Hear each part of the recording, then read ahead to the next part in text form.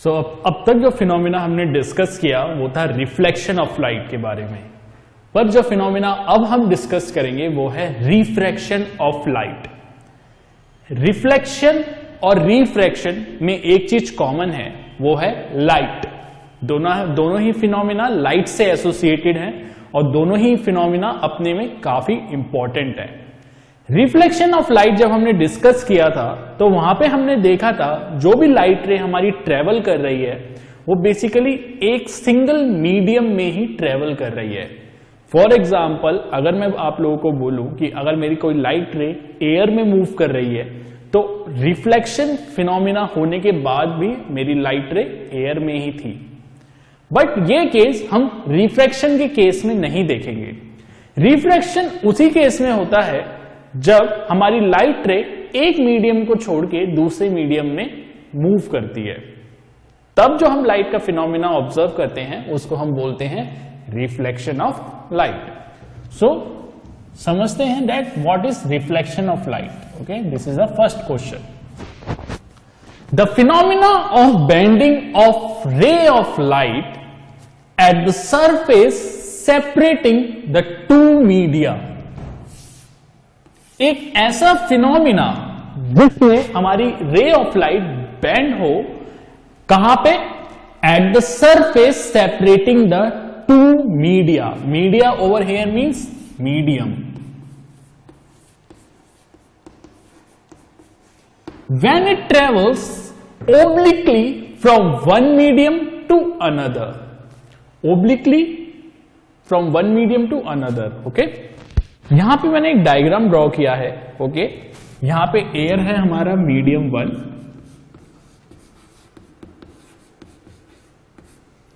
और ग्लास है हमारा मीडियम 2।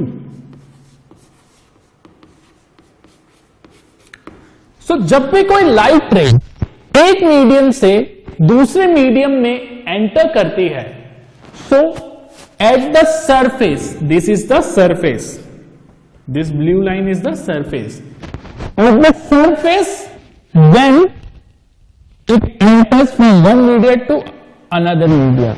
सो उस जगह पे, उस सरफेस पे, जिस पॉइंट पे वो एक मीडियम से दूसरे मीडियम में एंटर कर रही है, उस पॉइंट पे we observe refraction of light phenomena. यहां पे हमारा रिफ्रैक्शन ऑफ लाइट बेसिकली हो रहा है।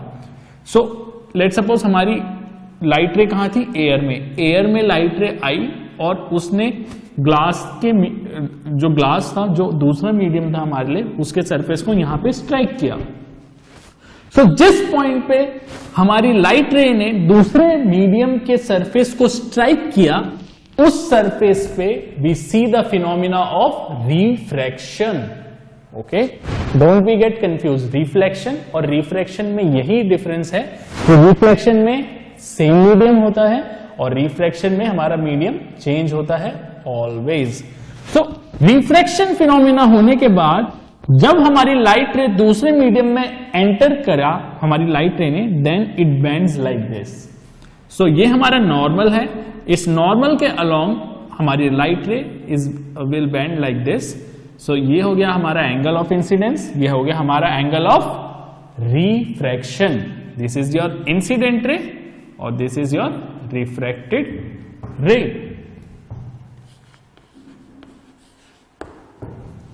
सो यही फिनोमिना को हम बोलते हैं refraction of light.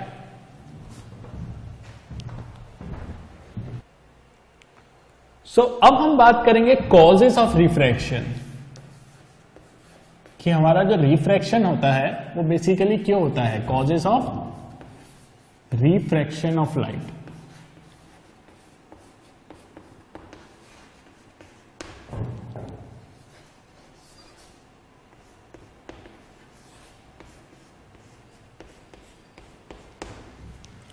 So when a ray of light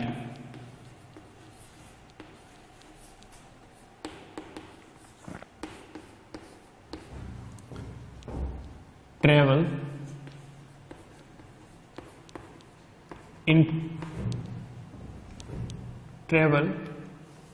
from one transparent medium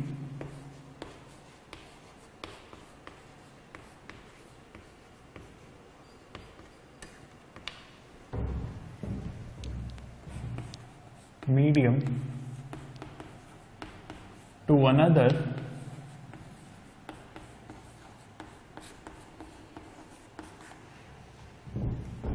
transparent medium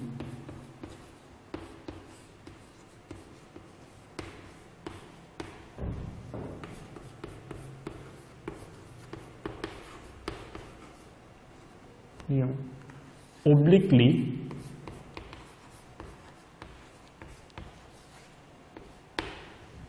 then the speed of light changes.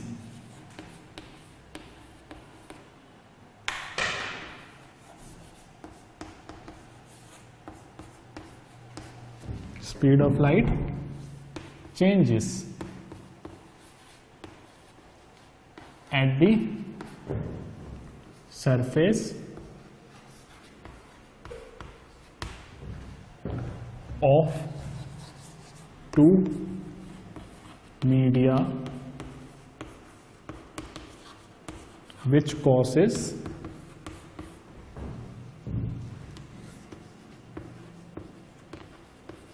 refraction of light.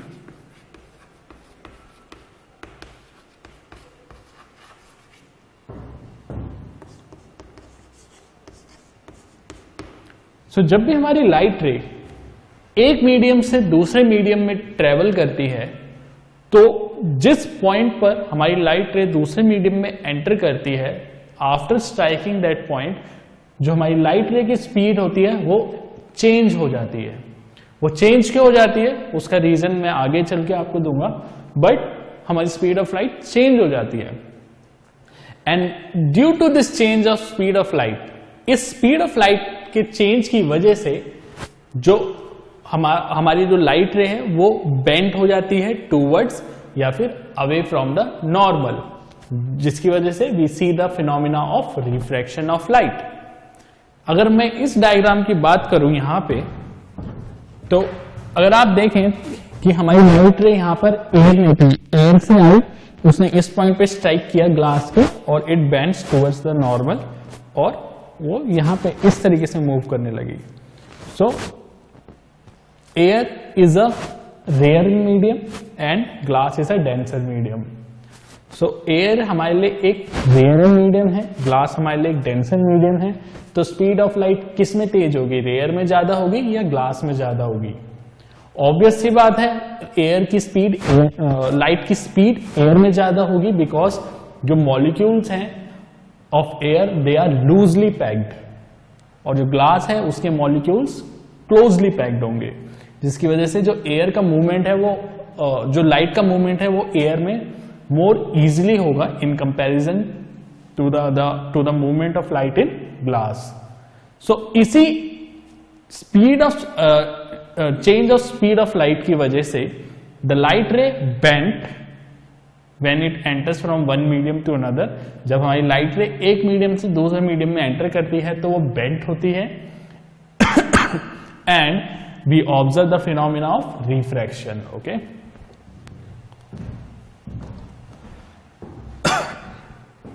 सो अब हमारा जो बेसिकली मीडियम है इनको हमने दो कैटेगरीज में कैटेगराइज किया है। Our medium, it has been classified into two categories. एक होता है हमारा ऑप्टिकली रेयरर मीडियम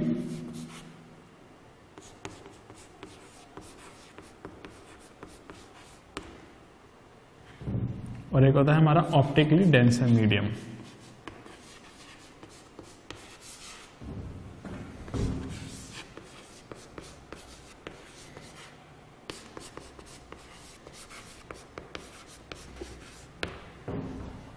सो दोनों में डिफरेंस ये होता है दैट, पहले मैं ऑप्टिकली रेयर के बारे में बता देता हूं। The transparent medium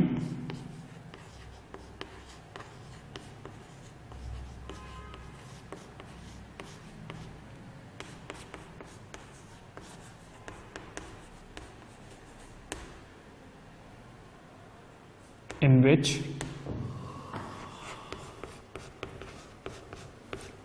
the light ray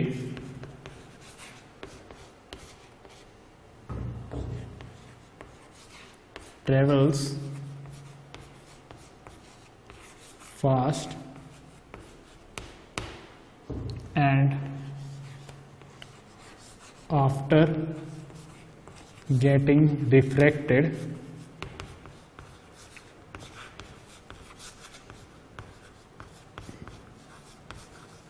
it bends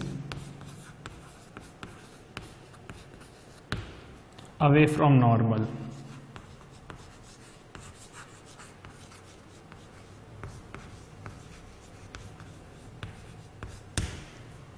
तो ऑप्टिकली रेयर मीडियम हमारे लिए एक ऐसा मीडियम होता है जिसमें हमारी लाइट रे एक फास्टर स्पीड पर ट्रेवल करती है और आफ्टर रिफ्रैक्शन, एक बार रिफ्रैक्शन फिनोमिना हो जाए सो वो बेंड करती है अवे फ्रॉम द नॉर्मल, अगर वो मीडियम 2 है हमारे लिए. Okay, similarly optical denser medium is the transparent medium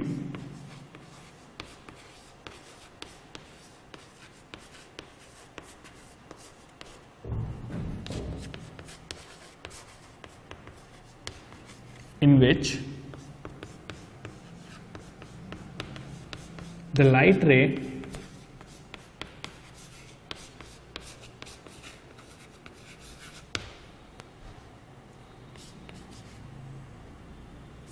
bends towards the normal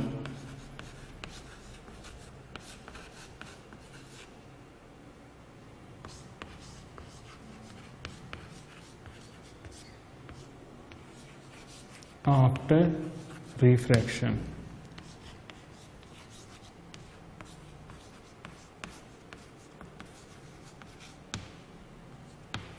so optical denser medium वो होते हैं जिसमें हमारी लाइट रे basically towards the normal bend हो जाती है आफ्टर गेटिंग रिफ्रैक्टेड. ओके, सो अगर इस डायग्राम में यहाँ पे हम देखें तो एयर जो हमारे लिए है यहाँ पे वो है एक रेयरर मीडियम और ग्लास है हमारे लिए एक डेंसर मीडियम. सो जो लाइट थी वो हमारी रेयरर टू डेंसर मूव कर रही है इस केस में. सो रेयर मीडियम थी एयर में से निकल के हमारी लाइट मूव करी ग्लास में जो थी denser medium. So rare to denser movement में हमारी जो लाइट रे होती है वो बेंड कैसे करती है towards the normal. Towards the normal की से हमारा मतलब है it bends like this. Okay, normal के पास. अगर उल्टा केस होता, ग्लास से एयर में हमारी लाइट रे मूव कर रही होती है तो उस केस में क्या होता, ये जो लाइट रे है it bends away from normal like this. पर ऐसा नहीं हुआ, it bends towards the normal because हमारी लाइट रे कैसे मूव कर रही है, rare to denser. Okay, so this is the case.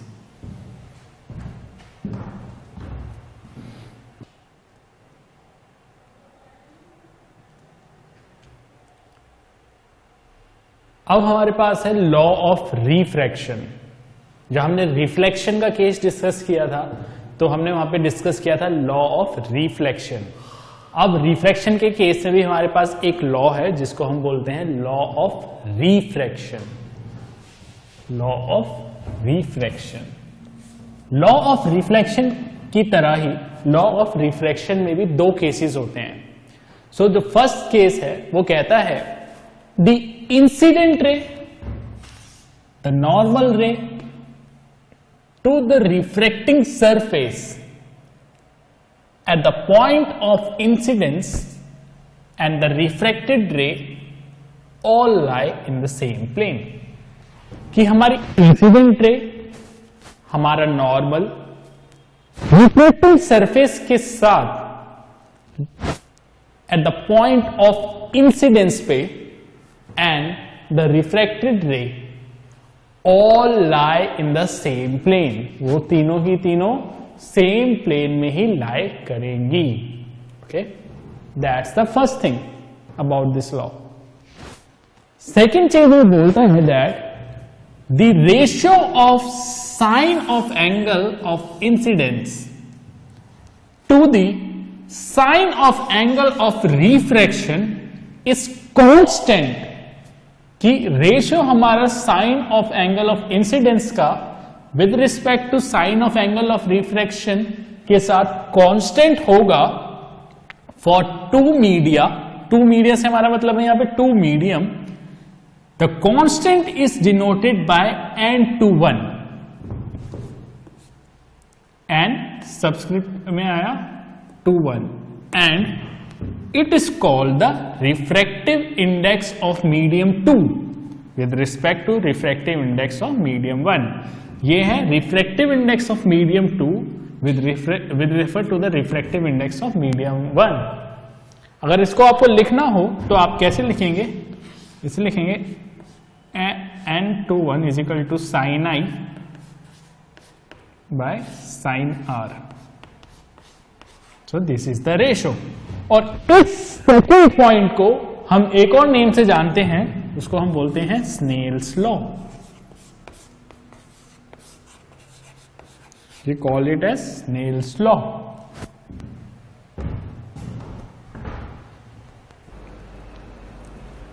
So ये वही डायग्राम है जो अभी हमने जस्ट देखा था थोड़ी देर पहले। So एक इंसिडेंट रे आई यहां पे जिसने हमारे रिफ्लेक्टेड सरफेस को यहाँ पे टच किया और with the point of with respect to normal वो रिफ्लेक्ट हो गई लाइक दिस।